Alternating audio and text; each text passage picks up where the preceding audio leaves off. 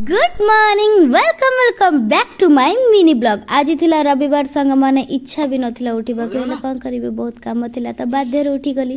तापरे मो एटी टिके शैम्पू करि देली तापरे गाधे पड़ली गाधेला परे एटी मु टिके कर देले ठाकुर पूजा कर सारा पर पेट पूजा बनता है। एटी टिके पइड पी देली तापरे उपमा बनेथिले उपमा पे टिके खाइ देली तापरे एटी टिके मुडकी खाइला पर एटी बाहरी गोल टिके सीमा को छाड़िया पे स्टेशन माइना से जाउची गां को ता देह बहुत खराब।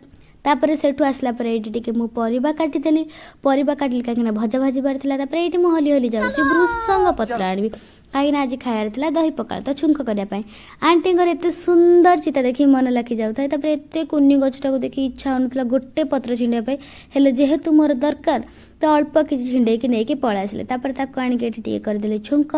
से छुंकटा जेतले भात रे पड़थिला आहा हा कि टेस्ट कि बास्ना। तापर एठी मु कर देली कोबी आलू भजा भाज सारा पर ये फाइनाल मोर सब रेडी हो जाता। टमाटो चटनी बैगण चटनी दही पखाड़ कोबी आलू भजा मिक्सचर आचार खाइबाटा आज बहुत टेस्ट थिला। तापर एठी महाराणी जनक दही पखाड़ रे जीरा गुंडा पकई खाऊछंदी जहाँ जहाँ टेस्ट। तापर संध्या बेल टिके उठी गली पास्ता बनेकी खाइदेली जेहेतु एका थिली अल्प टिके बनैली मो पाइका तापर खाइले पास्ताटा बहुत टेस्टी हेतला। Thank you so much.